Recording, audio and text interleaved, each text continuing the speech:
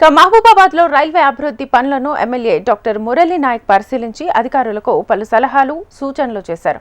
నూతనంగా నిర్మాణం చేపట్టిన 3వ రైలు మార్గానికి 2 వైపులా 3, 4 ప్లాట్ఫారాలు ఏర్పాటు చేయాలన్నారు.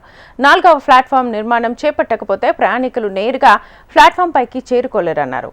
ఫుట్ ఓవర్ బ్రిడ్జ్ మీదుగా ప్లాట్ఫామ్ నకు ప్రయాణికులు చేరుకోవాలని, అప్పుడు వృద్ధులు, దివ్యాంగులు, గర్భిణులు ఇబ్బందులు ఎదుర్కొంటున్నారని అన్నారు.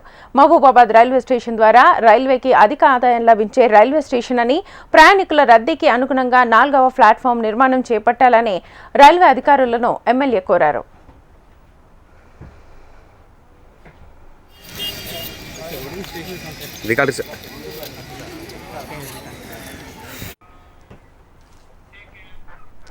అవినీతికి కేర్ ఆఫ్ చెవిరెడ్డి కుటుంబమని టీడీపీ నేత పులివర్తి సుధారెడ్డి ఆరోపించారు. ఎమ్మెల్యేగా, ప్రభుత్వ విప్గా, తుడా చైర్మన్ గా కోట్ల రూపాయలు సంపాదించారని విమర్శించారు.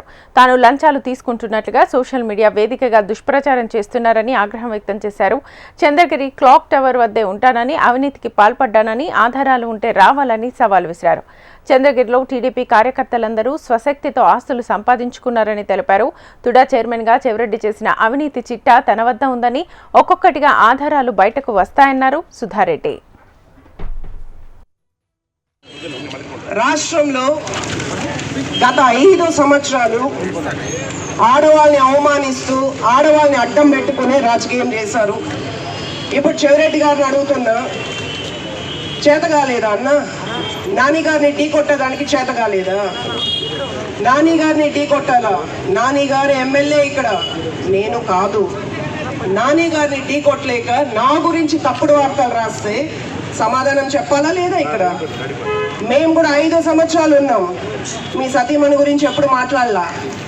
ఆస్తుల చిట్టా చాలా ఉంది, మీ సతీమణిది చాలా ఉంది. ఇది తక్కువ, ఇది శాంపలే, కానీ అందరికీ డిస్ట్రిబ్యూట్ చేస్తాను. నేనే షాప్కి డిస్ట్రిబ్యూట్ చేస్తా. మీకు కూడా ఆ సదవకాశమే నేను ఇచ్చా. రండి, నా పైన నేను లంచం తీసుకున్నానని అభియోగం చేశారు.